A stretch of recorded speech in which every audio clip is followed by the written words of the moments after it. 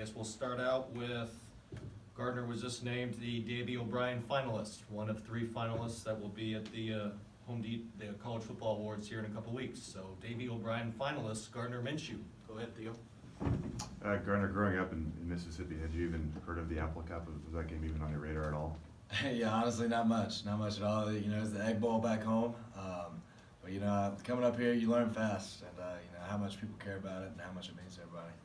What have teammates told you about the meaning of the game and kind of their history and close with Peyton and Nick, and have they told you about it? Yeah, I mean, there's definitely some bitter feelings there. You know, this is one that means a lot to people. You know, even coming into the year, you know, this is the one everybody has circled. This is one, you know, we want to do all these great things, but we want to beat Washington, and that's something that stuck to me and something that means a lot to these guys. So we're gonna do our best for them.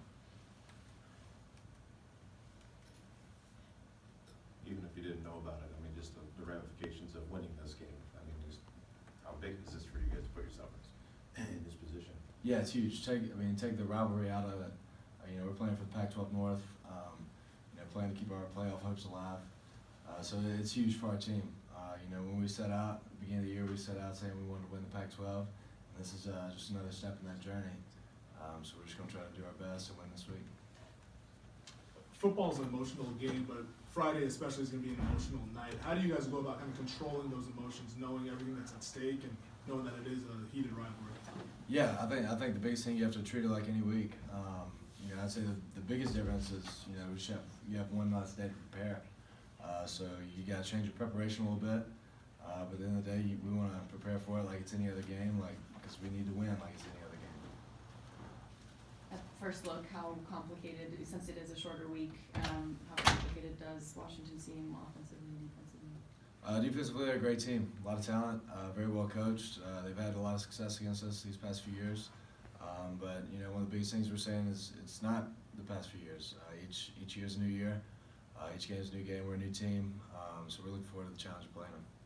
Yeah, a few people have said this is a different team. I mean, people probably say that most years, but why do you kind of believe that? I mean, it's true. I mean, you look at, we got a lot of new faces on this offense, on this defense, a lot of new coaches on this staff, and I think we're playing with kind of a different spirit, you know, than a lot of teams in the country right now. So we take a lot of pride in how we're playing, and think we have, you know, as good a shot to beat anybody in the country. Huskies defense is probably one of the best defenses you've seen this year. They're only allowing like 16.6 points. You kind of get excited for that as a quarterback to have that challenge? Yeah, absolutely. It's definitely a challenge, you know, to throw against a team that, you know, has one of the best secondaries in the country. You know, it's a challenge that I think we're ready for. You know, I'll take my guys against anybody. You know, we got a bunch of guys that can catch balls, and, you know, I'll trust them against any DB we're going to face. What makes their defense so challenging? First look on film. Yeah. What do they do differently than other teams? I mean, first off, they're super talented, and then they're super disciplined. They're going to mix up their looks. But I'd say the biggest thing is just us executing our game and not getting too caught up in what they're trying to do, but, you know, really focus on what we're doing. Have you watched any of the film of past games, or is that kind of just not? Yeah, I've seen, you know, this past year, and, you know, I'll look more into that, but then we'll start looking more at what they've been doing this year.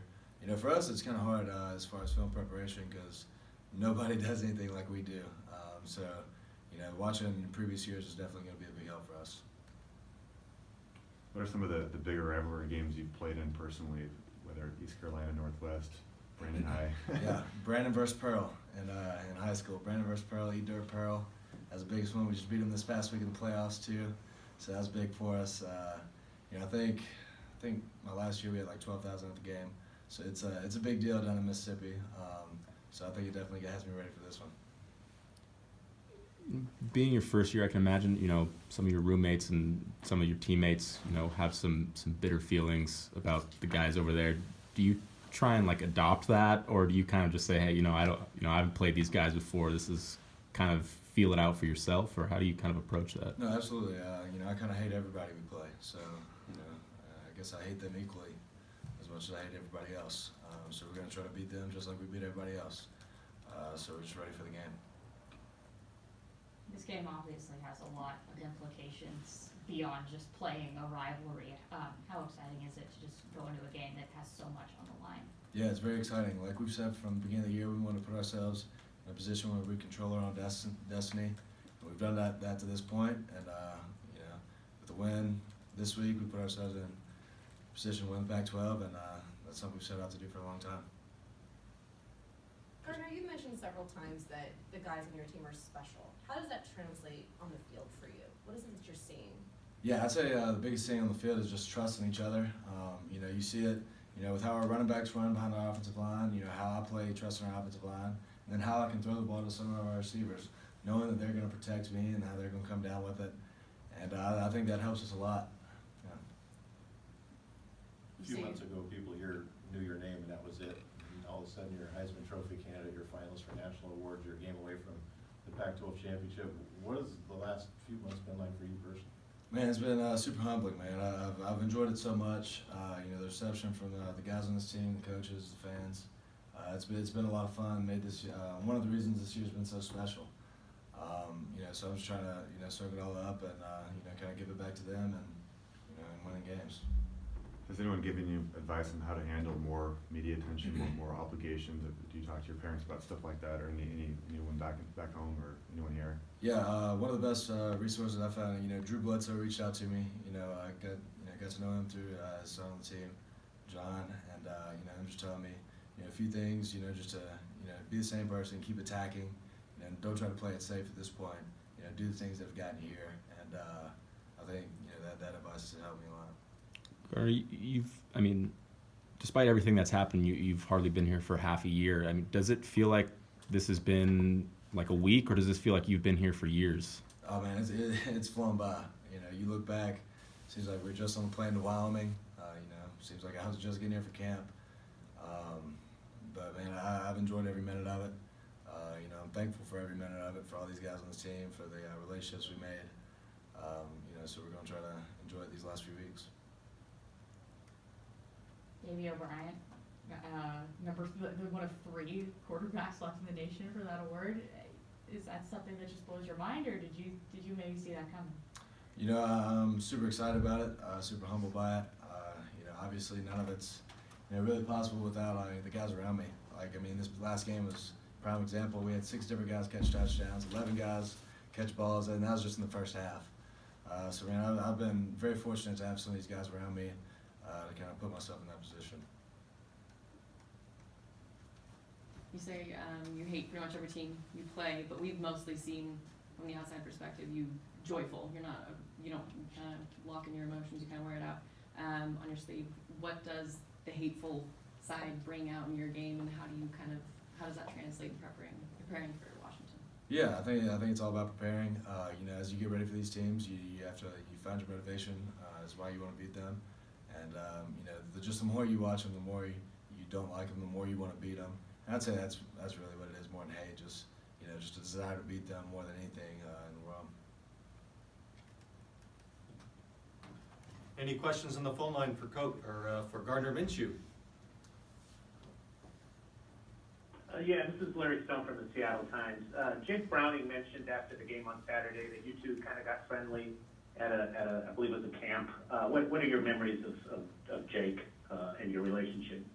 Yeah, I got to spend some time with him at the Manning camp. That was a great experience. Got to meet a bunch of guys. I thought he was a great dude, super humble guy, a guy that's played a lot of ball, a guy I respect a lot, just a football player. So yeah, it was great to get to know him.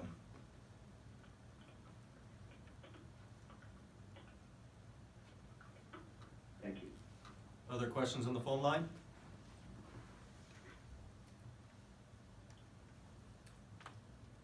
Okay, back in the room. Was that this past summer, Gardner? Yeah, it was in July, I believe, second week of July. I think it was Manning camp. Did you and Jake talk about this game at all? I think a little bit. We didn't talk about it too much. Honestly, I don't think he really knew who I was too much either. I think that's the case for a lot of people. So, but yeah, it's great to be here now. As everyone's kind of getting to know who you are now, did you know this about yourself before you got here, or did this need to happen for you to kind of understand what you're capable of?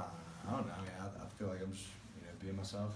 You know, I think that's kind of having some of these guys on the team that kind of cut loose, don't take themselves too seriously, has allowed me to even do that more. Just be comfortable and just have fun with all these guys. We've been learning some of the fun that you have behind the scenes. Was there a moment where you understood this is a team that you could be yourself with, or was it, and how risky was that to do the first time? Yeah, I don't know. Just getting to know some of the guys in smaller groups, getting to cut up with them, kind of learn, about them, and then, there's more time you spend, the more comfortable you get around all the guys, and, there's never any risk of being yourself, just having fun.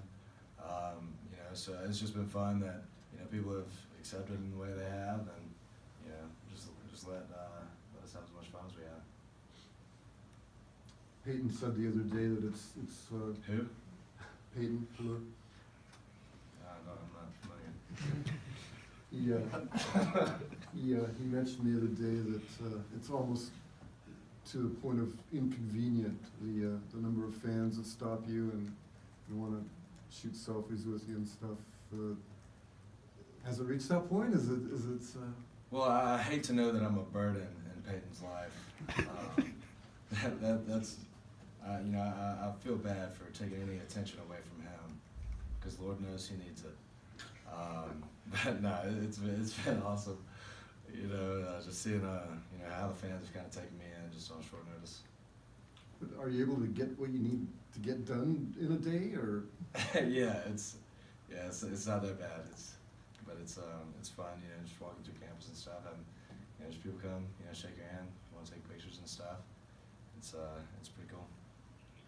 He was kidding, I think, by the way. Yeah, I'm still not sure what you're talking about. Can you explain the history of this jockstrap, and when did the jockstrap come into your life? And Yeah, so took on a life of its own. when we were in camp at Lewiston, we were in these old locker rooms, and there's a jockstrap still in the package in the corner of the room, and so I started wearing it then, and then I did a cannonball in it, and then I got kind of known for it through the team. So it's definitely part of my wardrobe now. Anything else for Gardner? All right. All right, thank you, Appreciate it, Gardner. guys.